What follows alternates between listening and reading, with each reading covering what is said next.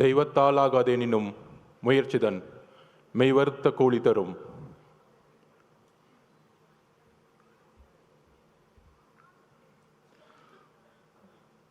கழக பொருளாளர் திரு வெங்கட்ராமன் அவர்களே, இணை பொதுச் செயலாளர் திரு CTR நிர்மல்குமார் அவர்களே, கொள்கை பரப்பு பொதுச் செயலாளர் திரு அருண்ராஜ் அவர்களே, அண்ணன் பொதுச் செயலாளர் திரு ஆனந்த் அவர்களே, துணை பொதுச் செயலாளர், இந்த அவையை நடத்தி கொண்டிருக்கின்ற திரு ராஜ்மோகன் அவர்களே,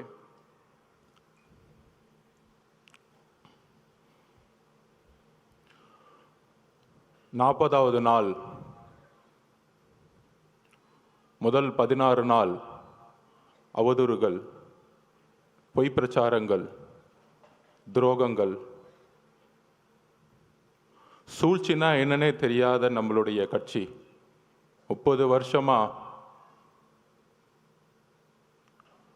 இயக்கங்களா, மக்கள் இயக்கங்களா உருவாகி நலத்தட்ட இயக்கங்களாகவே மக்களோட இருந்து இதை வழிநடத்தி இன்றைக்கு சூழ்ச்சினா என்னன்னு முதல் முறையா கரூர்ல பார்த்து அந்த சூழ்ச்சியை எதிர்கொண்டு இன்றைக்கு எந்த சூழ்ச்சி செய்தார்களோ அந்த திமுக இன்றைக்கு மக்கள் முன்பு ஒரு குற்றவாளியாக ஆக்கப்பட்டு தமிழகத்தில் பேசி பேசி வளர்ந்த கட்சி திமுக இன்றைக்கு பொய்யை மட்டும், குற்றச்சாட்டுகளை மட்டும் நம்ம மேலே செலுத்தி நம்ம தலைவர் மேலே ஒரு பொய்யான பிரச்சாரங்களை உருவாக்கி, ஆனால் தன்னுடைய அமைதியின் மூலமாக தமிழகத்தில் முதல் முறையாக ஒரு மௌன புரட்சியை உருவாக்கி மக்கள் விரும்பும் முதல்வர் வேட்பாளராக 2026 இந்த சூழ்ச்சியை தூக்கி எறியக்கூடிய ஒரே தலைவர் எங்களுடைய தலைவர் அவர்களுக்கு வணக்கத்தை தெரிவித்து, சிறப்பு பொதுக்குழுனா தலைவர் நம்மை அழைத்திருக்கிறார். பொதுவாக எப்பொழுதும் பொதுக்குழுவை தலைவருடைய அனுமதியுடன் நம்மளுடைய பொதுச்செயலர் அண்ணன் அவர்கள் கூப்பிடுவார். ஆனால் இன்றைக்கு தலைவர் அவர்கள் நம்மை இந்த தமிழகத்திற்கு தாவைக்க முடங்கியது, தாவைக்கவுடைய மாவட்ட செயலாளர்கள் கைது செய்யப்பட்டார்கள், பொதுச் செயலாளர் ஓடிவிட்டார், நிர்மல்குமார் ஓடிவிட்டார். யார் ஓடினது? உங்க அப்பா கைது செய்யும் பொழுதும் நீங்க ஓடுனீங்களே, அப்படியா ஓடணும்? நாங்க கலைஞர் கைது செய்யப்படும் பொழுது யார் ஓடினார்? திமுகவுக்கு வரலாறு தெரியுமா? கலைஞர் கைது செய்யப்படும் பொழுது சொந்த மகன் ஓடினார். வரலாறு பத்தி பேச ஆரம்பிச்சும் தாங்க மாட்டீங்க. டிவி கேட்க வரலாறு தெரியாமல்ல, எங்களுக்கு மக்கள் இயக்கமாகவும் இருக்கும் தெரியும், உங்களை சூழ்ச்சிகளை சுப்ரீம் கோர்ட்ல போய் தூக்கி எறியவும் தெரியும்.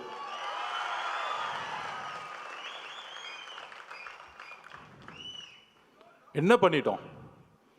மக்கள் இயக்கமா இருந்து ஒரு அரசியல் கட்சியை உருவாக்கி மக்களிட போய் ஒரு பிரச்சாரம் பண்றார். முழுவதுமாக மே மாதம் தன்னுடைய பணியிலிருந்து இந்தியாவிலேயே நம்பர் 1 அதிகமான சம்பளத்தை விட்டுட்டு அவருடைய உள்ளுணர்வு, நம்ம இந்த மக்களை பார்த்துட்டே இருக்கோம், சின்ன வயசுல இருந்து நம்ம நல்லா இருக்கிறோம், ஒரு பெரிய வீட்டில் இருக்கிறோம், ஒரு நல்ல காரில் போகிறோம், நல்ல எஜுகேஷனில் இருந்தோம். ஆனால் என்னுடைய பயணத்தில் தமிழ்நாடு முழுசும் தன்னுடைய தொழிலில் நடிக்க போகும் பொழுது, ஒவ்வொரு ஊராகவும் பார்க்கும் பொழுது இன்னும் குடிசைகளாகவே இருக்கே. தன்னுடைய தந்தை கலைஞர் பெருசாக பேசிவாங்க, குடிசை மாற்று வாரியத்தை உருவாக்கினார். ஆனால் இன்னைக்கு குடிசைங்களை தூக்கி எறிஞ்சிக்கிட்டு இருக்காங்க பெரிய பெரிய மாளிகைகளை கட்டுறதுக்காக. அப்படி தன்னுடைய பயணத்தில் ஒரு கட்சி ஆரம்பிக்கணும், மக்களிடம் போகணும், மக்கள்கிட்ட போய் நம்ம நான் அரசியலுக்கு உங்களுக்கு நல்ல விஷயங்களை வந்தால் என்னென்ன செய்வேன், பிரச்சாரத்தில் என்னென்ன தவறு நடந்துட்டுருக்கு, நிர்வாகம் என்ன தவறு நடந்துட்டுருக்கு, தமிழக வெற்றி கழகம் நம்ம தோழர்களும் நானும் ஆட்சிக்கு வந்தால் என்ன நிர்வாக மாற்றங்களை உருவாக்க முடியும்னு மக்கள்கிட்ட சென்றுட்டு இருக்கார். மதுரை மாநாட்டில் சொன்னார், நீங்கள்லாம் போய் ஒவ்வொரு வீடாக மக்களோட சப்போர்ட் கேட்குறீங்க, நான் ஆல்ரெடி வீட்டுக்குள்ளே போயிட்டு தான் மக்கள்கிட்ட வரேன். இது உண்மை, நான் பார்த்தேன் கண்படியா.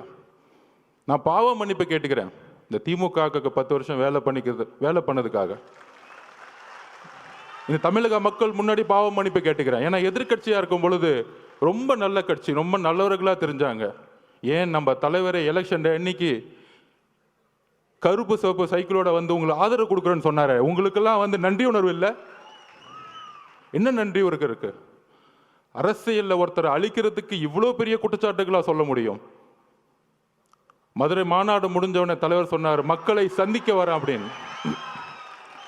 மக்களை சந்திக்க வரேன் மதுரை மாநாடு முடிஞ்சு சொல்லும்போது எல்லா கட்சி தலைவர்கள் மாதிரி நம்மளும் ஒரு வண்டியை எடுத்துட்டு ஃபர்ஸ்ட் திருச்சி போகணும். யாருக்குமே தெரியாது நமக்கு இப்படி ஒரு கூட்டம் வருமா. திருச்சி ஏர்போர்ட்லேருந்து அந்த 7 கிலோமீட்டர் கடக்கிறதுக்குள்ள 6 மணி நேரம் முடங்கியது திருச்சி. எந்த தலைவருக்கு இது நடந்திருக்கு? எம்ஜிஆர்னு சொல்றாங்க, அப்ப நாங்க பிறக்கல. ஒவ்வொரு சீனியர் லீடர்ஸும் சொல்றாங்க எம்ஜிஆர் இருக்கும்போது தான் இப்படி இருந்துச்சு, எம்ஜிஆர் இப்படி தான் இருக்கும்போது இருந்துச்சுன்னு. அடுத்து திருச்சி முடிஞ்சு அரியலூர் போனோம். அரியலூர் போறதுக்கே நைட் ஈவினிங் 4 மணி ஆயிடுச்சு. 4 மணிலேருந்து பெரம்பலூர்ல இருந்த மக்கள் 7 மணி நேரமா வெயிட் பண்ணிட்டு இருந்தாங்க, 70,000 பேர். அதுல முக்கியமா பெண்களும் குழந்தைகளும். அப்ப எஸ்பி சொன்னார், சார் 1 மணி ஆயிடுச்சு சார், இப்ப ஏதாச்சும் அசம்பாவிதம் ஆயிடும் போதுன்னு. துடிக்கிறார் தலைவர், நமக்காக 7 மணி நேரம் வெயிட் பண்றாங்களே, நம்ம போய் மூஞ்ச காமிச்சிட்டு வந்துருவோமே. ஆனா காவல்துறை அனுமதி இல்லை. வண்டியை லெஃப்ட்ல திரும்பிட்டு ஒரு கலங்கிய கண்ணோட பெரம்பலூர்ல இருந்து கிளம்பினார். அவர் தான் எங்க தலைவர். நான் உண்மையை சொல்லணும், அரசியல் பேச்சு இல்லை, உணர்ச்சியான உண்மையை சொல்லணும். அதை முடிஞ்சு அடுத்தது திருவாரூர் போனோம். திருச்சியிலேருந்து கிளம்பி நாகப்பட்டினம் போனோம். நாகப்பட்டினத்தில் அப்பயே சொன்னார், நாங்கள் என்ன கேட்குறோம், ஒரு நல்ல இடம், மக்கள் வரும்போது அவர்களுக்கு ஒரு பாதுகாப்பு. என்ன மிரட்டணும்னு நினைச்சீங்கன்னா அதுக்கு எப்படி பதில் கொடுக்குன்னு தெரியும். ஆனால் மக்களோட பாதுகாப்புக்கு நீங்க தான் பொறுப்பு. நாகப்பட்டினத்தில் பேசினார். அந்த பேச்சு இன்னைக்கும் நீங்க எடுத்து பார்க்கலாம். அதை முடிஞ்சு திருவாரூர் வந்தார்.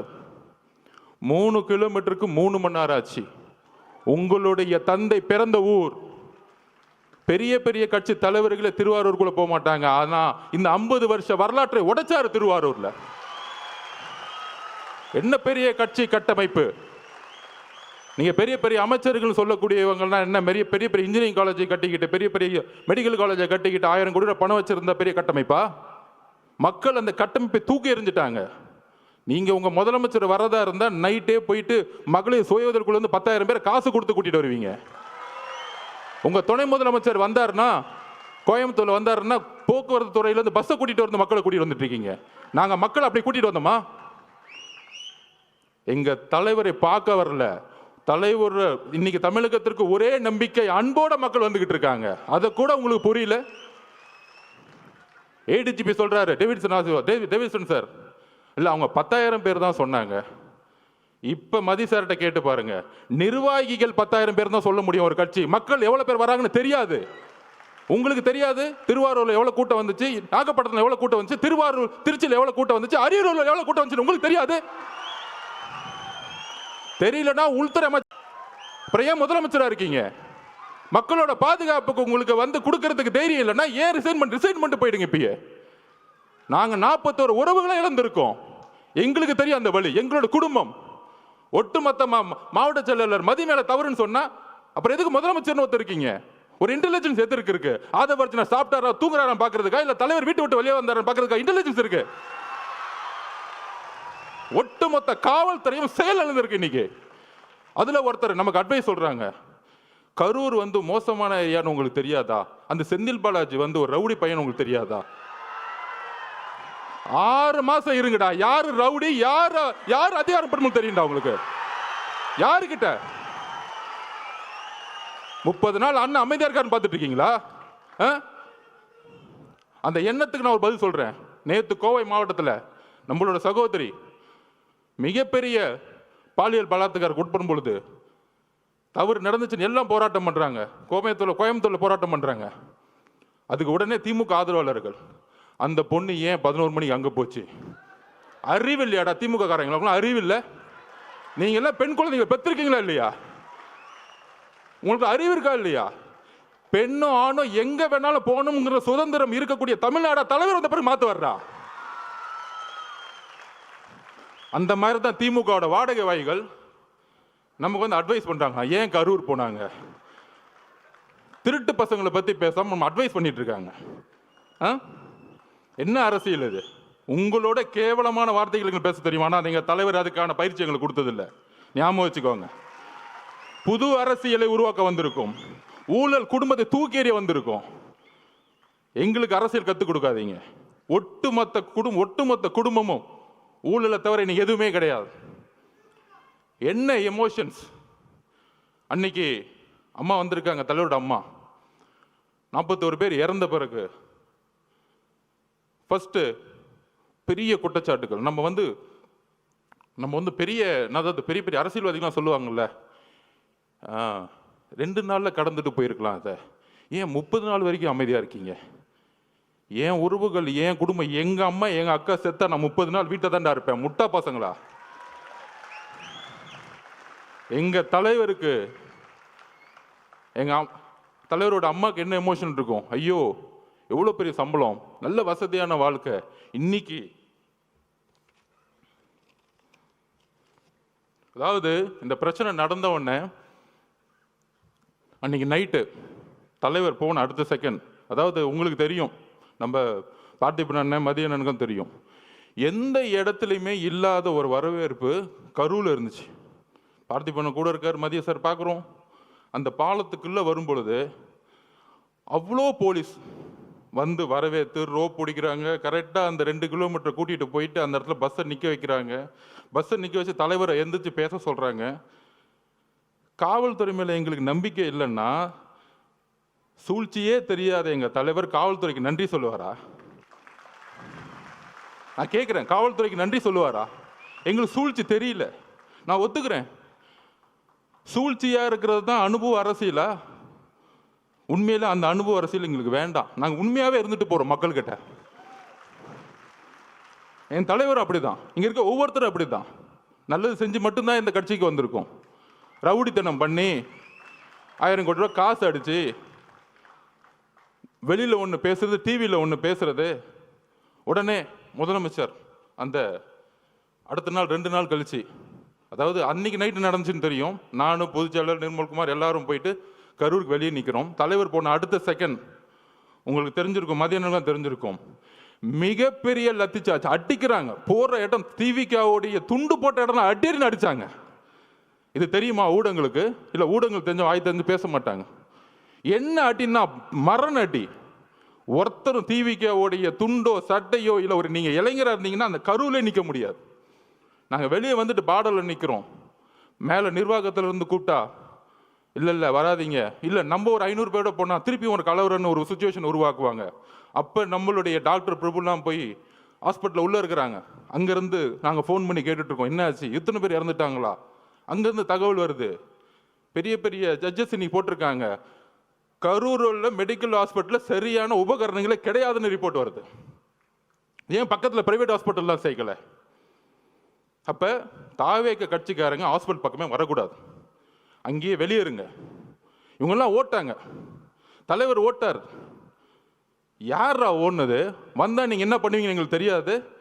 75 வருஷம் கழிச்சு உங்களுக்கு சூழ்ச்சி என்னன்னு தெரியாது. எம்ஜிஆரையும் ஜெயலலிதாவையும் சூழ்ச்சி பண்ணி என்ன பண்ணீங்கன்னு எங்களுக்கு தெரியாது. இதே மாதிரி தான் 97 கோர்ட் ஆர்டர் வாங்கி ஜெயலலிதா அரெஸ்ட் பண்ணிட்டாங்க. அப்போ என்ன தெரியுமா வந்து ஆர்குமெண்ட்டு, பேச்சுவார்த்தை அரசியல் விட்டே போயிடுமா? இவங்களுக்கு எப்படின்னா, இந்த ஒரு குடும்பம் மட்டும்தான் அடுத்த 100 வருஷத்துக்கு வேற யார் ஏற்று வந்தாலும் தூக்கி எறிஞ்சிருது. இன்னைக்கு பெரிய பெரிய பார்த்தீங்கன்னா 30 நாள் தெரியும், பெரிய பெரிய சினிமா ஸ்டார்ஸ், உலக நாயகங்கள்லாம் போய் ரெட் ஜெயினில் சைன் போட்டு சினிமாவுக்கு போயிட்டாங்க. எங்கள் தலைவர் நினச்சிருந்தா இதே ரெட் ஜெயினில் 500 கூட சம்பளம் வாங்கிட்டு என்னமோ பண்ணுங்கன்னு சொல்லிட்டு போயிருப்பார். ஏன்னா தூக்கி எறிக்கு தானே வந்திருக்காரு உங்களை, அந்த கோபம் தானே உங்களுக்கு. யாருமே எத்து கேட்கக்கூடாது. நான் சொன்னோம்ல, பிறப்பார்வத்தில் முதலமைச்சர் கூடாது. என்ன பிரச்சனைனா அதான் நெப்போ கிட்ஸ். இந்த நேபாளத்தில்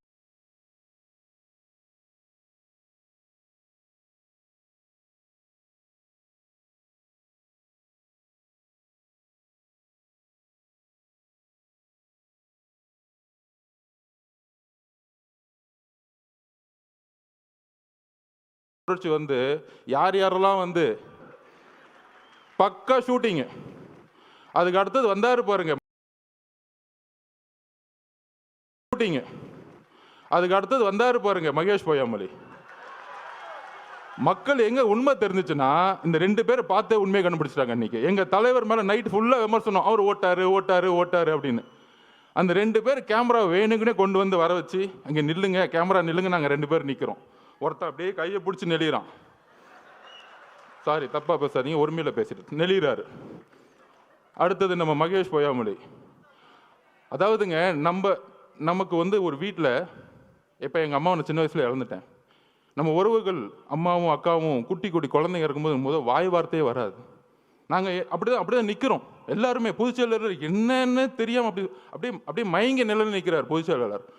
நாங்கள் அப்படியே நிற்கிறோம். இதுக்கப்புறம் அரசியல், நம்ம மேலே குற்றச்சாட்டுகள் எதுவுமே அடுத்த 48 மணி நேரத்துக்கு எங்களுக்கு எதுவுமே தெரியல. அதுக்கப்புறம் தான் என்ன நடக்குதுன்னு டிவியில் பார்க்க ஆரம்பிக்கிறோம். இதுதான் உள் உணர்வு. அப்போ தலைவருடைய உணர்வு எப்படி இருக்கும்? அமைதியாக போய். தலைவரோட அம்மாவோட உணர்வு எப்படி இருக்கும்? ஐயோ, இந்த முரசொலியில் இவங்க பண்ணுற உண்மை என்னன்னு தெரியும். முதலமைச்சர் என்ன பண்ணார்?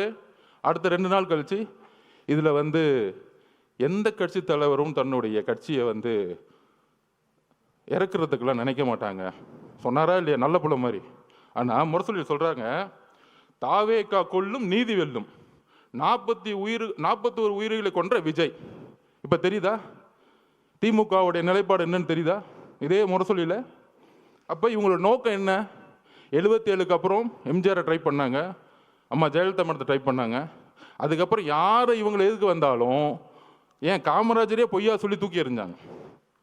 ஆனால் அந்த சூழ்ச்சியை ரொம்ப அமைதியாக இருந்து, இது அரசியல் சாணக்கியத்தில் தன்னுடைய உண்மை உணர்வு, அந்த மக்களுக்கிட்ட இருக்கிற உணர்வு, அந்த என்ன உணர்வுனா, தலைவருடைய அம்மா என்ன நினைப்பாங்க? ஐயோ, குழந்தைக்கு இப்படி ஆயிடுச்சு, இப்படி பொய் சொல்றாங்களே, சூழ்ச்சி பண்றாங்க அப்படின்னு சொல்லும் பொழுது, இதே உணர்வை தான் அவருடைய அமைதி தமிழ்நாட்டிற்கு ஒட்டுமொத்த தாய் குலமும் ஒரே மாதிரி நினைச்சிருக்காங்க. தலைவரோட அம்மா மட்டும் அப்படி நினைக்கல. அதனால தான் இவங்க மாட்டிக்கிட்டாங்க. அன்னைக்கு நைட் இவர் நடிக்க, அந்த பிரச்சனையிலையும் கண்டிஷனை ஃபாலோ பண்ணுங்கன்னா ஆக்டிங் போட. ஆனால் நீங்கள் இதில் மகேஷ் பொய்யாமொழி மட்டும் பார்த்துருப்பீங்க. இன்னொரு நெப்போ கிட்ட ஒன்று வரும் காலையில் துபாயிலேருந்து கிளம்பி. அவர் ஏதோ துபாயில் போய் தமிழ்நாட்டில் ஒரு தியாகம் பண்ணுறதுக்காக அங்கே உண்ணாவிரதம் போன மாதிரியும், அங்கேருந்து இந்த மக்களுக்கு ஓடி வந்த மாதிரியும் வந்துட்டு ஒரு மணி நேரம் கூட ஹாஸ்பிட்டல் இல்லை. அந்த மக்களோட நமக்கு அந்த ரைட்ஸ் இருந்துச்சா, நமக்கு அந்த அதிகாரம் இருந்தால் அந்த மக்களோட கடைசி நிமிஷம் வரைக்கும் நம்ம இருந்திருப்போம். அந்த உயிரை எடுத்து கொண்டு போய் சமாதானம் பண்ணுற வரைக்கும், சமாதி கொடுக்குற வரைக்கும் இருந்திருப்போம். அப்படி ஒரு மணி நேரம் வந்துட்டு கடைசியில் ஒரு பேட்டி, ஏங்க இந்த தப்புலாம் பண்ண அவரை போய் ஏங்க கொஸ்டின் கேட்கல, தாவேக்க தலைவரை பார்த்து கொஸ்டின் கேளுங்க. இப்போ புரியுதா? பாவம் முதலமைச்சருக்கு உடம்பு சரியில்லை, அவருக்கு என்ன நடக்குதுன்னே தெரியாது. ஒரு பேப்பர் கொடுத்தா படிப்பார். சட்டசபையில் பாருங்க, எதிர்கட்சி தலைவர் 2 மணி நேரம் பேசுவார். ஆனால் எதிர்கட்சி தலைவர் பேசுறதை காமிக்கவே மாட்டாங்க வீடியோவில். டக்குன்னு ஒரு குறிப்பு வரும், ஒரு 5 நிமிஷம் பேசுவார். அவர் 2 மணி நேரம் கத்திட்டு இருப்பார்.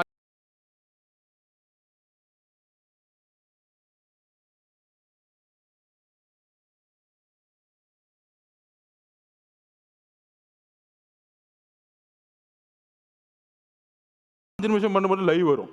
அவர் என்னப்பா பண்றது? இஸ்லாமிய சமூகமும் சரி, கிறிஸ்தவ சமூகமும் சரி, பெண்களும் சரி, இளைஞர்களும் சரி, அவர் பிரச்சாரம் போகும்போது எல்லா கூட்டமாக வராது. அது எப்படி நிப்பாட்டுறது? இவ்வளோதான் இவங்களோட நெரேட்டிவ், இவ்வளோதான் இவங்க சிந்தனை. அப்போ என்ன பண்ணணும்? அவர்கிட்ட என்ன பலம் இருக்கு? பெரிய பொருளாதார பலம் இருக்கா? இல்லை. சரி, இவர் மிரட்ட முடியுமா? உன் குடும்பத்தை அதை பண்ணிடுவேன் இதை பண்ணிடுவேன், மிரட்ட முடியாது. பெரிய பெரிய நடிகர்கள்லாம் இன்னைக்கு மிரட்டி ரெட் ஜெயினில் சைன் போர்டு வச்சுட்டாங்க. உங்களுக்கு யாருன்னு தெரியும், அவங்க பேரை சொல்ல வேணாம். அவங்க இப்போ நமக்கு எதிராக பேசிக்கிட்டு இருக்காங்க. 5 வருஷத்துக்கு முன்னாடி மாற்றம் அப்படின்னு சொன்னவங்களாம் இப்போ இந்த பக்கம் போய் ஐயா நீ தான் ஏன் எனக்கு சைன் அப் போடு நான் ஒரு படத்தை நடிக்கிறேன்னு படத்துக்கு போயிட்டாங்க. அன்னைக்கு எப்படி நைட்டு நடித்தாங்களோ வாழ்க்கை முழுசும் நடித்து நம்பர் 1 ஆனவருக்கு நடிக்கவே தெரியாதவங்க வந்து நடிச்சாங்கன்னா இவர் தெரியாதா தலைவருக்கு? அப்படி அன்னைக்கு நைட்டு மாட்டி முதலமைச்சர் அப்படி வந்து அடுத்த நாள் அறிக்கை, முதலமைச்சர் மட்டும் இல்லை ஹோம் செக்ரட்டரி கோர்ட்டில் கேஸ் ஃபைல் பண்ணுறாங்க. கோர்ட்டில் கேஸ் ஃபைல் பண்ணி எக்ஸ்பார்ட்டி ஆர்டர், தாவேக்கே கிடையாது, யாருமே கிடையாது, திமுகவே கேஸ் போடுமா, திமுகவுடைய அரசு வக்கீலே ஆர்குமெண்ட் பண்ணுவாராம். அதுக்கப்புறம் நான் எதுவும் சொல்ல முடியாது, ஒரு ஜட்ஜ்மெண்ட் வருது. அன்னைக்கு தலைவர் கூப்பிட்டார் இமீடியட்டா, தோழர்களே இவங்களுடைய சதி சூழ்ச்சி, கரூருடைய சூழ்ச்சிகள் நம்ம ஒட்டுமொத்த கட்சியும் அழிக்கிறதுக்கான வேலையை செய்ய ஆரம்பிச்சிட்டாங்க. அதில் துரைமுருகன் பேசுகிறார், யார் கட்சியோட பொதுச் செயலாளர், ஒரு நம்பர் கமிஷன் விசாரிக்கும், விசாரிச்சுட்டு உண்மை இருந்தால் விஜய் மேலே தலைவர் விஜய் மேலே வந்து நடவடிக்கை எடுப்போம், நாங்கள் அதுக்கெல்லாம் பயப்பட மாட்டோம். இவங்க சூழ்ச்சி எங்கே வந்துச்சுன்னு பார்த்தீங்களா? இவங்களே கமிஷன் போடுவாங்களாம், இவங்களே காவல்துறையை போட்டு விசாரிப்பாங்களாம், திருடனும் அவனே உள்ளே வச்சுக்கிறனும் அவனே நியாயம் வருவானாம். இதுதான் இவங்க பஞ்சாயத்து. அதிகாரம் மமதை. அப்போ தான் சொன்னார், ஒரே ஒரு மீட்டிங், சுப்ரீம் கோர்ட் போங்க, நம்ம நியாயம் ஜெயிக்கும்னு சொன்னார். ஃபர்ஸ்ட் நம்பிக்கை கொடுத்தது அவர் தான். இந்த சும்மா சொல்றாங்க பாருங்க, இவர் ஆலோசனை கொடுக்குறாரு, அவ்வளோ ஆலோசனை கிடைக்கிறாரு, எல்லாத்தையும் பார்த்து தான் வந்திருக்காரு. அவருக்கு எந்த ஆலோசனையும் தேவையில்லை. அவர் சொன்னா செய்யறதுக்கு இங்க இருக்கவங்க எல்லாரும் இருக்கிறோம், 1.5 கோடி பேர் இருக்கும் சொல்ற செய்யறதுக்கு. எங்களுக்கு அவரை பத்தி உங்களுக்கு தெரியாது, அதிகமா பேச மாட்டார். தலைவர் விஜய் அவர்கள் தான் செயல். நீ பேசி பேசி அழிஞ்சுக்கிட்டு இருக்க, அவர் செயல்ல வந்து ஜெயிச்சுட்டு போயிட்டே இருப்பார்.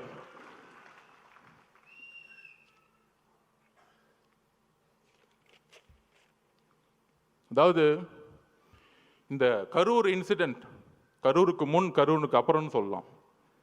இந்த 41 குடும்பத்தையும் தலைவர் இங்க வந்து பார்த்தாரு. ஏன் பார்த்தாரு? உடனே அனுதாபம்லாம் நம்ம அங்கே தானே போகணும், இவர் ஏன் அங்கே போகல, கரூருக்கு ஏன் போகல? அதுக்கு நான் பதில் சொல்கிறேன். கரூர் காவல்துறை இருக்கு பாருங்க, ஒரு வினோதமான காவல்துறை. நம்ம பார்த்திபனுக்கும் மதியனுக்கும் தெரியும். 8 நாளுக்கு முன்னாடியே 9 நாளுக்கு முன்னாடியே மனுவை கொடுக்குறாங்க. அது நம்ம தவறு தான் ஒத்துக்கலாம், ஏன்னா நம்ம காவல்துறையை நம்பணும்ல, அதுதான் நம்மளுடைய மிகப்பெரிய தவறு. எங்களுக்கு அந்த அரசியல் தெரியல, ஒத்துக்கிறோம், சாரி, மக்களுக்கு நாங்கள் மன்னிப்பு கேட்டுக்கிறோம். அந்த ஒரு தவிர நாங்கள் எதுவும் செய்யலை. எங்கள் மதியனோ பார்த்திபனோ பொதுச் செயலாளரும் காவல்துறை போய் நம்பினாங்க.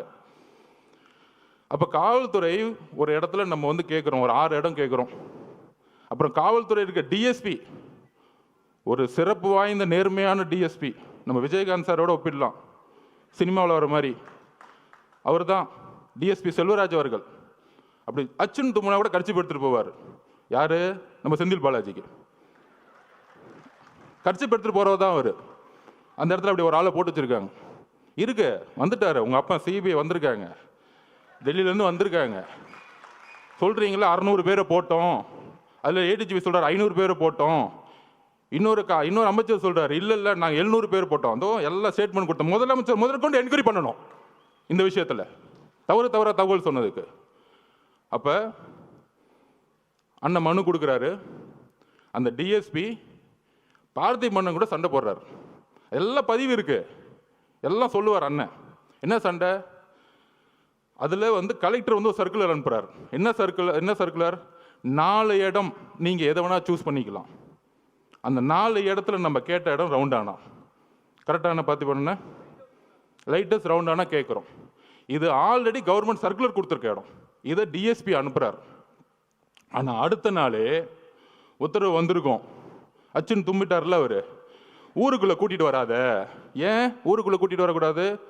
ஊருக்குள்ளே கூட்டிகிட்டு போய் தலைவர் அந்த இடத்துல ரவுண்டான நின்றுட்டா ஒட்டுமொத்த மக்களும் ஓட்டு மாறிடும், வேற ஒன்றும் கிடையாது.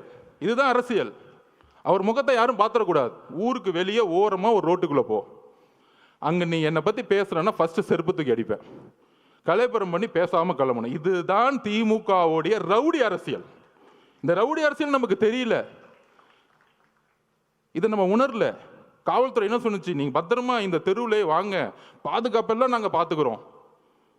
காலையில் 9:30 மணிலிருந்து ஈவினிங் அவர் எந்தெந்த நொடியிலிருந்து வராரோ எல்லாமே லைவ்ல ஓடிக்கிட்டு இருக்கு. காவல்துறைக்கு தெரியாதா அவர் எங்க வராருன்னு? இன்னும் 1960 யாருக்கும் தினத்தந்தி பேப்பர் அடுத்த நாள் வர தெரியறதுக்கு?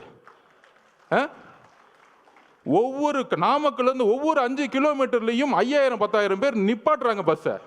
ஒரு இடத்துலையும் ஒரு காவல்துறை கிடையாது. எங்களுடைய பாதுகாப்பை பற்றி நாங்கள் பேசல. மக்கள் திடீர்னு கூட்டம், ஒரு கோயிலுக்குள்ள, திருச்செந்தூர் கோயிலுக்குள்ள ஒரு சாமியை பார்க்க ஒரு 20 லட்சம் பேர் வந்தாங்கன்னா எந்த அளவுக்கு முன்னெச்சரிக்கணுமோ அதே முன்னெச்சரிக்கை எங்கள் தலைவர் எடுத்து ஆகணும். நாங்கள் கூட்டிட்டு வரல. 10-20% தான் நிர்வாகிகள் இருக்காங்க. எங்களுக்கு தெரியாது எவ்வளோ மக்கள் வருவாங்கன்னு. அப்போ உங்களுடைய உளவுத்துறையும் காவல்துறையும் மக்களுக்கான பாதுகாப்பு கொடுக்கணும் தான் உங்களை தாழ்மையோட கேட்டுக்கிறோம். அரசியலை என்ன கைது செய்யுங்க, யாரை வேணா கைது செய்யுங்க, அதை ஃபேஸ் பண்ணிக்கலாம். ஆனால் மக்கள் என்ன ஆனாங்க? மக்களோட உயிரை வச்சு ஏன் விளாடணும்? அதுதான் கேவலமான எண்ணம். என்ன எண்ணம்? மக்களுக்கு எதாவது ஆச்சுன்னா அந்த பழியை அவர் மேலே போட்டு சூழ்ச்சி பண்ணி கட்சியை முடக்கி கட்சியை தூக்கி எறியணும். முதலமைச்சர் ஸ்டாலினோட ஒரே குறிக்கோள் என்ன தெரியுமா? தன்னுடைய மகனுக்கு போட்டியே இல்லாமல் ஒரு விஷயத்தை உருவாக்கிட்டு போயிடணும். அதிமுக அவங்க போட்டியை நினைக்கிறது இல்லை. ஒரே போட்டி 1977க்கு அப்புறம் 26% இன்னைக்கு தாண்டின ஒரே கட்சி நம்மளுடைய தலைவர். சும்மா டிவிக்கு எப்போ பார்த்தாலும் ஒரு பெரிய டிவி சேனல், ஒரு சேனலை முடக்கிட்டாங்க. நம்ம சகோதரர் சொன்ன புதிய தலைமுறை அவர்கிட்ட நான் பேசும்போது என்ன சொன்னாங்க, ஏன் லைவ் போடுறோம்னா ஒவ்வொரு சனிக்கிழமை அன்னைக்கும் நம்பர் 1 சேனலில் 1,20,00,000 பேர் பார்க்குறாங்க. நம்பர் 2 புதிய தலைமுறை 80 லட்சம் பேர் பார்க்குறாங்க. அவங்க ஆட்டோமேட்டிக்காக மக்கள் எங்கே இருக்குமோ அங்கே தான் சேனல் இருக்கும்.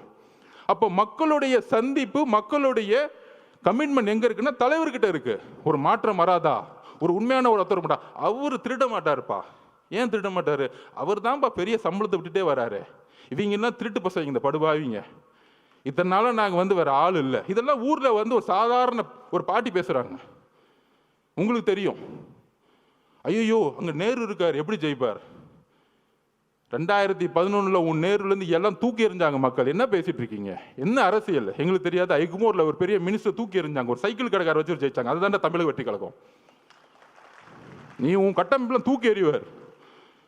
உன் பொதுச் செயலரில் தூங்க முடியாமல் எந்திரிக்காம, அதுக்கு ஏன் பொதுச் செயலர் எவ்வளவோ மேட்ரு. ஏன் பொதுச் செயலரை பார்த்து நீ மீம்ஸ் போட்டுட்டு இருக்க? எந்திரிச்சு ஒரு வாக்கிங் பண்ண சொல்ல உன் பொதுச் செயலரை.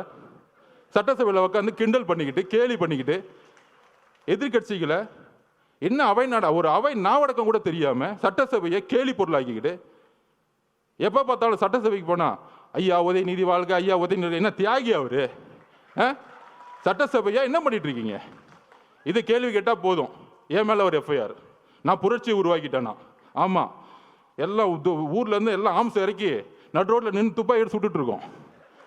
இதுக்கு ஒரு எஃப்ஐஆர், இதுக்கு ஒரு மிரட்டல். அதுல துரைமுருகன் நாங்க என்ன நடக்கணும், தைரியம் இருந்தா கை வைங்கடா, என் தலைவரை பார்த்துருவோம். தைரியம் இருந்தா கை வைங்கடா. என்ன அதிகாரம் இருந்தா, போலீஸ் இருந்தா, தைரியம் இருந்தா முதல் வீட்டுக்குள்ள போயிடுங்க. நான் கேட்கிறேன், ஒட்டு மொத்த காலேஜில் இருக்க இளைஞர்களும் உங்க வீடு தேடி வருவாங்க, ஞாபகம் வச்சுக்குவாங்க. ஆயுத எழுத்து படம் பார்த்திருக்கீங்களா? பெரிய ரவுடி எழுத்து நிற்பாங்க. அந்த படத்துல மணிரத்னம் சார் எழுதியிருப்பாரு, இளைஞர் புரட்சி. அந்த புரட்சி தான் 26ல் உருவாகிட்டு இருக்கு. நீ காசை கொடுத்து கூட்டிட்டு வருவ. அதுக்கு நான் உதாரணம் சொல்லிடுறேன். நாமக்கல்ல இருந்து கரூர் வந்துட்டு இருக்காரு அண்ணன், நான் உள்ள இருக்கிறேன். அதுக்கு முன்னாடி ஒரு பெரிய காலேஜ் இருக்கு மேடம், மதியானம் என்ன நடந்தது? குமாரசாமி காலேஜில் இருந்து 5000 ஸ்டூடெண்ட்ஸ் ஓடி வருவாங்க. நான் 2 கிலோமீட்டர் பார்க்குறேன். அண்ணன் பார்க்குறாரு, என்னப்பா அங்கேருந்து ஒரு கூட்டம் ஓடி விட்டுது, என்னப்பா அது அப்படிங்கிற. ஒட்டுமொத்த காலேஜும் ஓடி வராங்க. அதில் ஃபோன் வேறு எடுத்துகிட்டு வராங்க, கத்தி ஃபோன் எடுத்துட்டு வந்துட்டு இருக்காங்க. அதுல நண்பர்களே, இதுதான் மிகப்பெரிய விஷயம். அதுல 5000 பேத்துல 3000 போது பெண்கள் ஓடி வராங்க. இதுதான் அரசியல் மாற்றம். நீ சொல்ற நேரு, வேலு, செந்தில் பாலாஜி தூக்கி எறிஞ்சிட்டு இளைஞர்கள் போயிட்டே இருப்பாங்க. ஞாபகம் வச்சுக்கோங்க. காவல்துறையை பார்த்து பயப்படுற நினைச்சிட்டு இருக்கீங்களா? எங்களுக்கு எந்த பயமும் இல்லை. நாங்க ஒரே ஒரு கோரிக்கை தான் மக்கள் முன்னாடி வைக்கிறோம். மக்கள் பாதுகாப்புக்கு காவல்துறை தான் பொறுப்பு. எங்கள் பாதுகாப்பு, என் மேல எஃப்ஐஆர் போடுங்க, எங்க பொதுச்செயலாளர் அரெஸ்ட் பண்ணி உள்ள வைங்க, நாங்க எதிர்கொள்ளுக்குவோம், சுப்ரீம் கோர்ட்டு கூட போய்க்குவோம். எங்களுடைய ஒரே ஒரு தொண்டை மேல கை வைங்க, சுப்ரீம் கோர்ட்ல இருந்து ஆர்டர் வரும். நாங்க இப்ப சொல்றோம், எங்களுக்கு நீதித்துறை மீது, நீங்கள் நீதித்துறை வச்சு அரசியல் பண்ணினா எங்களுக்கு நீதித்துறையில் என்ன, எங்களுக்கு சீனியர்ஸ் இருக்காங்க. எங்கள் கட்சி வந்து உட்காந்து சாதாரண கட்சி நினச்சிக்காதீங்க, எங்களுக்கும் தெரியும் அரசியல். ஆனால் மக்கள் பாதுகாப்பு, அந்த பாதுகாப்புக்கு நீங்கள் தான் முதல். இப்போ கூட எஸ்ஓபி வந்து போட்டோம், நம்ம நிர்மல்குமார் அவர்கள் நம்ம சட்டத்துறை போட்டோம் ஹைகோர்ட்டில் நம்ம கேஸ் ஃபைல் பண்ணியிருக்கோம். எப்படி எல்லா கட்சிகளுக்கும் சமமாக ஒரு ரூல்ஸ் அண்ட் ரெகுலேஷன் உருவாக்குங்க. நமக்கு மட்டும் ஒரு நாளுக்கு முன்னாடி தருவாங்க. ஆனால் திமுக மட்டும் தன்னுடைய புள்ள ரோட் ஷோ போகலாம், அவர் ரோட் ஷோ போகலாம். அது எனக்கு புரியல. எல்லாம் ரோட் ஷோன்னா சாதாரணமாக நினச்சிக்கிறாங்க. ரோட் ஷோன்னா மக்கள் இருக்கணும், வெறும் ரோட்டில் போகிற ரோட் ஷோ கிடையாது. உதயநிதியில் ரோட் ஷோ போயிட்டு இருக்காரு, அது நம்ம பசங்க மீம்ஸ் எடுத்து போட்டுட்டு இருக்காங்க. வெறும் ரோட்டில் அப்படி கை கும்பிட்டு லெஃப்ட்லேயும் ஆளை காணும், ரைட்லேயும் ஆளை காணும்.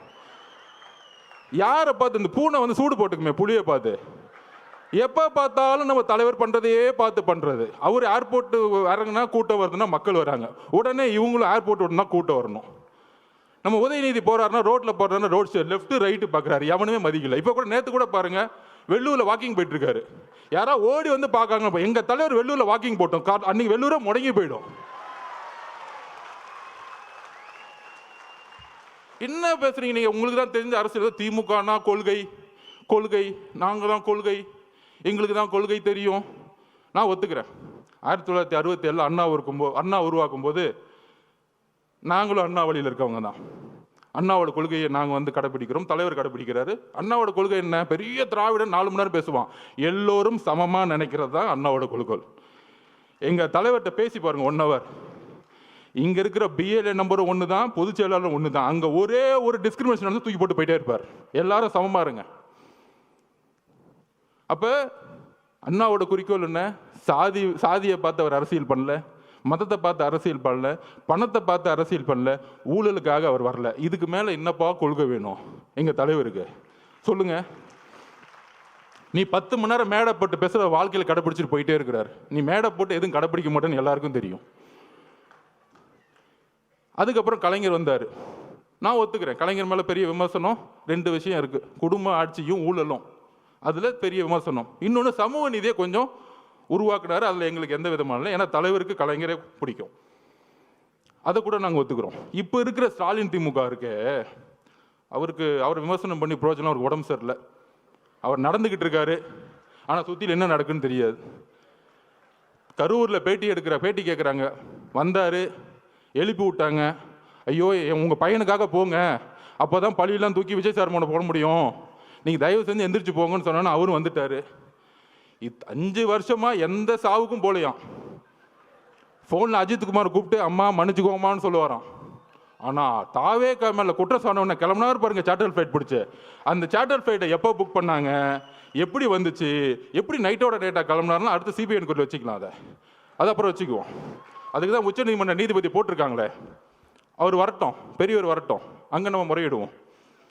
அங்கே அப்போ அவருடைய குறிக்கோள் இன்னைக்கு வந்து ஸ்டாலின் திமுகன்னு என்ன தெரியுங்களா? ஒன்றுமே இல்லை. அவர் உடம்பு சரியில்லை, அமைதியாகிட்டார். சட்டசபையில் ஒரு பேப்பர் கொடுப்பாங்க, ஒரு மீடியா மீட்டிங்னு வச்சுக்குவாங்க, அவர் வந்து பேசுவார். இன்னொன்று கூட நம்ம பசங்க ட்ரோல் பண்ணாங்க, நம்ம பசங்க இருக்காங்களே ஜென்சி பசங்க, அடுத்த கேள்வி இவரே சொல்லுவார் மீடியாவில், அந்த கேள்வி தான் நான் பதில் சொல்கிறேன் அப்படின்னு. இதுதான் ஸ்டாலின் திமுக. ஆனால் அதை இயக்கக்கூடியவங்க 2 பேர், மருமகன். எனக்கு அங்கே தெரியும் என்ன சிஸ்டம்னு எனக்கு தெரியும், நான் அடிக்க முடியும். உன் டிஎன்ஏ எனக்கு தெரியும், என்ன தப்பு பண்ணுவீங்கன்னு எனக்கு தெரியும். எம்ஜிஆருக்கு அப்புறம் அந்த கட்சியை தெரிஞ்ச ஒரு ஆள் நான் தான். உங்கள் டிஎன்ஏ, உங்கள் துரோகம் எல்லாம் எங்களுக்கு தெரியும். அப்போ அண்ணங்கிட்ட அப்பயே சொன்னானே, இதெல்லாம் பண்ணுவாங்க, இந்த சூழ்ச்சிக்கெல்லாம் பண்ணுவாங்க, நம்ம சுப்ரீம் கோர்ட்டு நீங்கள் சொன்ன உடனே போயிடலான்னு. 16வது நாள் அமைதியாயிட்டோம். இன்னைக்கு ஸ்டாலின் சாரோடைய திமுக மகன் ஒரு லெவலில் இருப்பார், மருமகன் சீஃப் செக்ரட்டரி. தாவேக்காவை எப்படி அழிக்கணும், இதுதான் அஜெண்டா. அதுக்கு தான் பெண்ணு 20 கோடி. அந்த 27லிருந்து அந்த கோர்ட், சுப்ரீம் கோர்ட் ஓப்பன் ஆகிற டைம் 8 நாள். ஒன்று லீகல் ஃபைட், மீடியா நம்ம திறக்கவே முடியாது, எல்லாரும் கைது, மாவட்ட செயலர் கைது, எல்லாரும் ஓட விடு. அன்னைக்கு காலையில் நிர்மல்குமார் அவர்கள் உயர் நீதிமன்றத்தில் போய் மென்ஷன் பண்ணார். இன்னைக்கு 28ஆம் தேதி சண்டே மார்னிங் அறிவு சார் எல்லாரும் போய் ஐயா உயர் நீதிமன்றத்தில் போய் ஐயா தப்பு நடந்திருக்கு, போஸ்ட்மார்ட்டம் அவசரமாக பண்ணிக்கிட்டு இருக்காங்கன்னு ஒரு மனுவை கொடுக்குறாரு. அவர்கிட்ட பேசுகிறார் நிர்மல்குமார் அவர்கள். காலங்காலத்தில் நாங்களே வந்து தலைவர்கிட்ட சொல்லிட்டு அண்ணா தப்பு நடக்குதுன்னு நம்ம. ஆனால் அன்றைக்கி அந்த கேஸ் எடுக்கலை. உயர்நீதிமன்றம் வெக்கேஷன் கோர்ட்டில் ஆயிடுச்சு. எல்லா தகவலையும் சொன்னோம். அந்த ஒரு வாரம் நீதித்துறைக்கும் போக முடியல, மீடியாக்கிட்டையும் போக முடியல. ஏன் மீடியாட்ட போக கூட அவங்க மட்டும்தான் பேசுறது கேட்கணுமா? அதில் ஒருத்தர் மீச வச்சிருக்கலாம் பேசிட்டு இருப்பார், சட்டையை பிடிச்சி ஒன்று அடிக்கிறேன், வெளியே வந்து தொடரா பார்ப்போம். மீடியானா ஒட்டுமொத்த 2 கோடி மக்களோட உணர்வு நாங்கள் இருக்கிறோம், தைரியத்தை தொடுங்க பார்ப்போம். வேண்டாம், எங்களுக்கு அந்த அரசியல் தெரியாது, ரவுடி அரசியல், கேவலமாக பேசக்கூடிய அந்த மாதிரி ஒருமையில் பேசக்கூடிய எங்களுக்கு தேவையில்லை. ஆனால் மக்களுடைய இறப்புக்கு இன்னும் எங்களுக்கு வழி இருக்கு, அந்த உணர்வு எங்களுக்கு இருக்கு. இப்போ எழுதில நாங்கள் பேசலை, மனசுலேருந்து வருது. இந்த 40 நாள் என்ன பண்ணீங்க, எங்கள் மக்களுக்கு என்ன பண்ணீங்க? நான் சொன்னேன் பாருங்க, அதை விட்டுட்டேன். நம்ம செல்வராஜ் அப்படி அவங்கள போட்டு 25ஆம் தேதி இல்லை நீங்கள் இந்த இடத்துக்கு தான் போகணும், இல்லைன்னா கேன்சல், அவர்கிட்ட மிரட்டுறாரு பார்த்திபன்ட்ட. அதெல்லாம் இருக்கு, இந்த இடத்துக்கு மட்டும்தான் நீங்கள் வரணும், இல்லைன்னா இந்த இடமே கேன்சல். அப்போ திருப்பியும் ஒரு 2-3 நேரம் கழிச்சு ரொம்ப பக்குவமாக பாசமாக, பிரதர் நீங்கள் தயவு செஞ்சு ஒத்துக்குவாங்க, நாங்கள் பாதுகாப்பு கொடுக்குறோம் அப்படின்னு இறக்கப்பட்டு பேசினோடனே செல்வராஜோட பொய் வாக்குறுதிகளை நம்பி அதை சைன் போட்டுட்டாங்க. அதில் என்ன பொய்? 25ஆம் தேதி தான் அவங்க மனு கொடுத்தாங்க, நாங்கள் 26 ஒத்துக்கிட்டோம், 27 நடந்துருச்சு. 10 நாளாக கத்திரிட்டு இருக்காங்க மாவட்ட நிர்வாகம், எங்களுக்கு அந்த வேணாம், அந்த இடம் வேணாம், இடம் வேணாம். இப்போ தெரிஞ்ச அந்த சூழ்ச்சி. அப்போ இந்த சூழ்ச்சி நடந்து முடிஞ்ச உடனே இந்த 16 நாள் என்னென்னலாம் சூழ்ச்சி பண்ணாங்க, இந்த முரசொலி என்ன எழுதுச்சு, பத்திரிகையாளர்கள் என்ன எழுதுனாங்க, எல்லாம் தெரியும். அப்போ திருப்பியும் மக்களை பார்க்க போகணும். எப்படி திருப்பியும் கரூரில் இருக்கிற, அதாவது எந்த இறப்பாக இருந்தாலும் முதல் சஸ்பெண்ட் பண்ணுவாங்க, டிஎஸ்பியும் எஸ்பியும் முதல் ஒரு பேசிக்காக சஸ்பெண்ட் பண்ணுவாங்க, ஒரு துறை ரீதியான என்கொயரி பண்ணுவாங்க. ஏன் பண்ணலை? இதுதான் ஒரு கூட்டு சதி. 120 யாரு? ஃபர்ஸ்ட் ஹாஸ்பிட்டல் ஒன்று செந்தில் பாலாஜி, அப்புறம் உதயநிதி ரசிகர் மன்ற தலைவராக இருந்தவர் திரு மகேஷ், நடிக்கவே தெரியாததுக்கு ரசிகர் மன்றம், அதை விட்டுருங்க அந்த இடம். 3வது காலங்காத்தால் துபாயிலேருந்து வந்தவர். ஆக்சுவல் 120 இவங்க தான், கூட்டு சதியே இவங்க தான். ஏன் திண்டுக்கல்லேருந்து பெரியசாமி அண்ணன் வரல? அவங்கெல்லாம் கலைஞர்கிட்டேருந்து அரசியல் கற்றுக்கிட்டாங்க. மக்களை சாவடிக்கூடிய அரசியல் திமுக இருக்க சீனியர் செய்யவே மாட்டாங்க. இந்த மாதிரி மாறி மாறி மாறி மாறி வந்துட்டு கொன்னாலும் பரவாயில்ல நினைக்கக்கூடிய ஒரு செந்தில் பாலாஜி ஆளுங்க தான் இது எக்ஸிக்யூஷன்ஸ். இது நான் தனிப்பட்ட விமர்சனம் பண்ணுறேன். அதுக்கான விஷயத்தை நம்ம சொல்லுவோம். நம்ம போய் என்கொயரி ஆஃபீஸர்கிட்ட ஒரு திருநான்னு வச்சுக்குவாங்க, எனக்கு உங்க மேலே சந்தேகம் இருக்குன்னு சொல்லிட்டாலே அவங்க பார்த்துக்குவாங்க. வரிசையாக இருக்குதுல. அப்போ திருப்பியும் தலைவர் போனால், தலைவர் பாதுகாப்பு ஓகே, அதில் ஒரு மண்டபம் கொடுக்குறாங்க. நம்ம பார்த்திபனுக்கு தெரியும் என்ன மண்டபம் கொடுக்குறாங்க அப்படின்னா, கரூர்லேருந்து வெளியே தள்ளி போய் காம்பவுண்டே இல்லாமல் வெறும் ஒரு ஷெட்டு வச்சுக்கிட்டு ஒரு மண்டபம். மித்த மண்டபம் எல்லாருமே ப்ரைவேட் மண்டபம்லாம் சொல்லி வச்ச மாதிரி, உங்களுக்கு தான் காவல்துறையே மண்டபம் கொடுக்குறாங்களாமே, எங்ககிட்ட நாங்கள் எப்படிங்க கொடுக்க முடியும்? ஆல்ரெடி எல்லாம் சொல்லிட்டாங்க, கிளியரன்ஸ். இந்த உண்மையை தெரிஞ்சுக்கணும். ஏன் இந்த விமர்சனத்துக்கு பதில் சொல்லணும்னா, தலைவர் விமர்சனத்துக்கு பதில் சொல்லி பழக்கம் இல்லை. ஆனால் அங்கே ஏன் போல அப்படிங்கிற விஷயத்த அந்த மக்களுக்கு சொல்லணும், பாதிக்கப்பட்ட எங்கள் குடும்பத்துக்கு நாங்கள் சொல்லணும். அதுக்கான வாய்ப்பு இது வரைக்கும் நாங்கள் கிடைக்கல. தலைவர் வாயை திறந்து அவங்ககிட்ட சொல்லலை. அங்கே தான் அந்த அவருடைய உண்மை இருக்குது. எவ்வளோ கடுமையான ஒரு நேரம் ஒரு தலைவருக்கு, உறவுகளை இழந்து பார்க்க முடியாமல் 30 நாள் வீட்டுக்குள்ளே இருந்து பார்க்கவே முடியாத சூழலை உருவாக்கிய ஒரு அரசு, காவல்துறை, மீடியா இதெல்லாம் பார்த்துக்கிட்டு பொய்யையும் உள்வாங்கிக்கிட்டு கடைசியில் இதே இடத்துல அவர் வந்து பார்த்தாரு. யாருமே இல்லை, தனியாக பார்த்தார். எந்த விதமான இதுவுமே இல்லை, ஆடம்பரம் இல்லை, ஒன்றுமே இல்லை. மீடியாவில் இது வரைக்கும் ஒரு சின்ன பிக்சர் வெளியே வரல.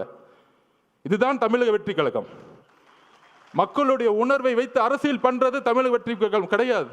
அவரை பார்த்துட்டு 10 நிமிஷம் சாப்பிடல, 9 மணிலேருந்து 6 மணி வரைக்கும் தன்னுடைய கண்ணீரை மட்டுமே அவங்க முன்னாடி நின்றுட்டு இருந்தார். ஒரு மிகப்பெரிய ஆளுமை, தமிழ்நாட்டின் மிகப்பெரிய எதிர்காலம், முதலமைச்சர், ஒரு மிகப்பெரிய நடிகர், திரையில மக்கள் கொண்டாடக்கூடியவர். ஆனால் மக்கள் முன்னாடி அழுது கண்ணீரை சேர்ந்து அந்த 30 நாள் அம்மா, அக்கா, குழந்தைங்களை பார்த்து அதுக்கப்புறம் என்னால் பேச முடியல. என்னெல்லாம் பேட்டி கொடுத்தாங்க தெரியும். அப்படி அப்படி அப்படி நடந்துச்சா எனக்கு இது வரைக்கும் உள்வாங்க முடியல. அவர் அப்படி பார்க்க முடியுமா அப்படின்னு. ஆனால் 9 மணி நேரம் கண்ணீர் விட்டு சிந்திய ஒரே தலைவர் எங்களுடைய தலைவர். உங்களை மாதிரி நைட்டு 3 மணிக்கு மலர் விலையை வச்சுட்டு 7வது நாளில் உங்களுடைய ஹெல்த் மினிஸ்டரை வச்சுட்டு இட்லி கடை படம் பார்க்க போகிற இட்லி கடை படம் பார்த்தா எங்கள் தலைவர் கிடையாது, அப்படி ஒரு கட்சி கிடையாது எங்களுது. அப்போ அந்த அந்த வழியை ஒட்டுமொத்த தமிழ்நாடும் பார்க்கக்கூடிய எங்கள் தலைவர் 41 குடும்பத்தையும் அன்றைக்கு தத்தெடுத்தார். வாழ்க்கை முழுவதும் இந்த கட்சி தத்தெடுத்தது. இங்கே இருக்கக்கூடிய 1.5 கோடி மக்களும் ஒரு ஆளாக நாங்கள் இருக்கிறோம் பார்த்துக்கிறதுக்கு. அந்த அந்த வார்த்தைகளை கொடுத்து ஒரு விடை பெறும் பொழுது எங்களுக்கு தெரியும் அவருடைய உடல் மொழி எவ்வளோ இறுகி இருந்தது எங்களுக்கு தெரியும். அப்படி அப்படி அப்படி ஒரு தருணத்தை எங்கள் அண்ணனை நாங்கள் பார்த்ததே கிடையாது. அப்படி பார்க்கக்கூடாதுன்னு நாங்கள் நினைக்கிறோம். அந்த சூழ்ச்சியும் அந்த உணர்வும் இப்போ யோசிக்க ஆரம்பிச்சிட்டார். எந்த மக்களை நீங்கள் கை வச்சிங்களோ, பொதுவாக அமைதிக்கு பின் புயல் வரும், இப்போ புயலுக்கு பின் அமைதி வரும்னு சொல்லுவாங்க. இப்போ ஒரு அமைதிக்கு பின் ஒரு புயல் வரப்போகுது, நீங்கள் பார்ப்பீங்க. ஏன் நிப்பாட்டினாங்க? ஏன்னா நம்ம 26% கிராஸ் பண்ணிட்டோம். தலைவரால் இன்னும் தமிழ்நாடு முழுவதும் பிரச்சாரம் பண்ணும் பொழுது தனியாகவே அவரால் ஜெயிக்க முடியும். இதுதான் உண்மை. எம்ஜிஆர் கட்சி திறக்கும் போது இவங்க கூட்டணி வருவாங்களா, அவங்க கூட்டணி வருவாங்களான்னு நினச்சி பார்க்கல. இதில் எதிர்கட்சிக்கு வேற நீங்கள்லாம் இந்த கொடூரமான திமுகவை அழிக்கணும்னா நாங்கள் தான் ஒரு பெரிய கட்சி, எங்களோட சேர்ந்துக்குவாங்க. அங்கே ஒரு மட்டம் தட்டுது. நம்ம இந்த தீய சக்தியை அழிக்கிறதுக்கு எம்ஜிஆர் உருவானார். அதுக்கப்புறம் அம்மையார் ஜெயலலிதா அவர்கள் அதை உருவாக்குனாங்க. அதுக்கப்புறம் ஒரே தலைவர், எங்களுடைய தலைவர் மட்டும்தான் இந்த தீய சக்தியை தூக்கி போட முடியும். அதில் நாங்கள் தெளிவாக இருக்கிறோம். நண்பர்களே, ரீசண்டாக நம்ம இந்தியாவுடைய பெண்கள் அணி வெற்றி பெற்றதை பார்த்துருப்பீங்க. 83க்கு அப்புறம் 25, 83ல் ஆண்கள் அணி ஜெயிச்சது கபில் தேவ் ஜெயிச்சாரு. அதுக்கப்புறம் பெண்கள் அணி ஜெயிச்சாங்க. அவங்க வெற்றி பெற்ற பிறகு சொன்ன வார்த்தைகளும் வழிகள் என்ன தெரியுமா? ஆண்கள் அணியை, இந்தியாவுடைய மென் டீமை எப்பயுமே இந்த உலகம் கொண்டாடும், இந்தியா கொண்டாடும். ஆனால் பெண்களை எங்களை கொண்டாடினது கிடையாது. இந்த ஒரு வெற்றி ஒட்டுமொத்த பெண்களுக்கும் கிடைத்த வெற்றின்னு சொன்னாங்க. அது மாதிரி 2026 எந்த மாதிரி காலகட்டத்தில் நம்ம இருக்கிறோம்? தன்னுடைய குடும்பத்தில் இருக்க மகனை முதலமைச்சராக மட்டுமே குறிக்கோள், வேற எந்த குறிக்கோளும் கிடையாது. கொள்கைன்னு சொன்னாங்களே, நான் சொன்ன மாதிரி தான். அண்ணா அவர்கள் 67 ஆரம்பிக்கும் பொழுது ஒரு கொள்கையாக ஒரு கட்சி ஆரம்பிச்சா திமுகவை. கலைஞர் கொஞ்சம் சமூக நீதியை பார்த்துக்கிட்டு குடும்பத்தையும் ஊழல் அமைச்சர்களையும் உருவாக்குனாரு. அதுக்கப்புறம் இன்னைக்கு இருக்க ஸ்டாலின் திமுக காந்தியை மட்டும்தான் ஃபாலோ பண்ணுறாங்க. உடனே காங்கிரஸ்காரங்க தப்பாக நினச்சக்கூடாது. என்னங்க எங்கள் தலைவரை திமுகவோட நோக்கி நீங்கள் கொண்டு போகிறீங்க அப்படின்னு சொல்கிறீங்க. உங்கள் கையில் காசு இருந்தால் ஒன்று எடுத்து வச்சுக்கோங்க. இந்த காந்தியை மட்டும்தான் அவங்க ஃபாலோ பண்ணுறாங்க. இந்த காந்தி இல்லைன்னா இன்னைக்கு எந்த கவர்மெண்ட் ஆஃபீஸ்குள்ளேயும் போக முடியாது. நம்ம செந்தில் பாலாஜி அவர்களை திட்டுவோம், நேரு அவர்களை திட்டுவோம், பெரியசாமி அவர்களை திட்டுவோம், இந்த அமைச்சர்களை திட்டிக்கிட்டு இருப்போம். ஆனால் ஒட்டுமொத்த பணமும் ஒரு குடும்பத்துக்கு போய் மொத்தமாக சேர்ந்துக்கிட்டு இருக்கு. இதுதான் உங்களுடைய அரசியல். இந்த அரசியலை ஒழிக்கணும்னா ஒரே தலைவர், நேர்மையான, உறுதியான, தைரியமான, மக்களுடைய உணர்வை உணர்ந்து கொண்டு வர. அவர் அடிக்கடி சொல்லுவார், அரசியல்னா என்னன்னு தெரியுமாங்க? மக்களோட உணர்வுல நம்ம இருக்கணும். இன்னைக்கு மக்கள்கிட்ட உணர்வுக்கு அப்பாற்பட்டு இருக்கிறவங்க தான் இன்னைக்கு இருக்க தலைவர்கள். அதனால தான் நைட்டு மலர் வளையம் வைக்கிறது, அடுத்த நாள் கிளம்பிடுறது, 3வது நாள் ஒரு தலைவரை குற்றச்சாட்டு சொல்றது, அவங்களுடைய பொதுச் செயலர் எப்படி அரெஸ்ட் பண்ணலான்னு தேடுறது. இதுதான் அரசியல். இந்த அரசியலுக்கு அப்பாற்பட்டு நம்மளுடைய வெற்றி, டிவிகேவுடைய வெற்றி எப்படி இருக்கணும்னா, ஊழல் மட்டும் இல்லை. இன்னைக்கு தஞ்சாவூரில் ஒரு விவசாயி நெல்லை உற்பத்தி பண்ணுறதுக்கு 4 மாதம் சாவுறாங்க. ஆனால் அந்த நெல்லை கொள்முதல் பண்ணுறதுக்கு ஒரு ஊழல். தலைவர் அதை திருவாரூரில் சொன்னார். அதுதான் இப்போ நடந்துச்சு. இந்த மாதிரி ஒவ்வொரு ஊரில் போய் நடக்கக்கூடிய ஊழல்களை சொல்லக்கூடிய, அதை போய் மக்கள்கிட்ட சேர்க்கக்கூடிய ஒரே தலைவர் நம்மளுடைய தலைவர். வரக்கூடிய 2026 வெற்றி நம்ம தலைவரை முதல்வராக்குவது மட்டும் இல்லை. அவர் ஏதோ முதலமைச்சர் ஆகணும், ஒரு பதவி வெறி இருக்குது, அதிகார வெறி இருக்குது, கிடையாது. ஒரு விவசாயிக்கு குறைந்தபட்ச கூலியை உருவாக்க வேண்டும். இன்னைக்கு நம்ம பேசிட்டு இருக்க நேரத்தில் மெரினா பீச்சில் தூய்மை பணியாளர்கள் போராட்டம் பண்ணிட்டு இருக்காங்க. ஆனால் இந்த முதல்வரும் துணை முதல்வர் என்ன பண்ணாங்கன்னா, அப்போ போராட்டம் நடந்துட்டு இருக்கும்போது அந்த குழு நம்மளை பார்த்தாங்க. போராட்டம் அவங்க கூலிக்காக போராட்டம் பண்ணிட்டு இருக்காங்க. இவங்க கூலி படமே பார்த்துட்டு இருக்காங்க. இப்ப தெரியுதா உணர்வு? தூய்மை பணியாளர்கள் கூலி கேட்டு போராட்டம் பண்ணிட்டு இருக்கும்போது கூலி படத்துக்கு ரிவ்யூ பண்ணிட்டு இருக்காங்க. இதுதான் உணர்வற்ற அரசியல். தமிழக வெற்றி கழகத்தில் இருக்க தோழர்களும் தலைவர்களும் கட்சிகளும் உணர்வுடன் மக்களோடு இருக்கிறோம். விவசாயிக்கு பிரச்சனைனா அதை மாற்றணும்னு சொல்லிட்டு நம்ம ஒரு அதிகாரத்துக்கு வரணும்னு நினைக்கிறோம். அந்த அதிகாரம் மக்களுக்கானதாக இருக்கட்டும், அந்த அதிகாரம் சமூக நீதிக்காக இருக்கட்டும், அந்த அதிகாரம் மத சார்பின்மைக்காக இருக்கட்டும், அந்த அதிகாரம் ஊழலுக்கு எதிரான இருக்கட்டும். வரக்கூடிய அரசு இளைஞர்களுக்காகவும் பெண்களுக்காகவும் பெண்கள் பாதுகாப்பு அரசாக நம்ம தலைவர் கொடுப்பார் என்ற உறுதியோடு உங்களுடன் பயணிக்கிறேன். நன்றி, வணக்கம்.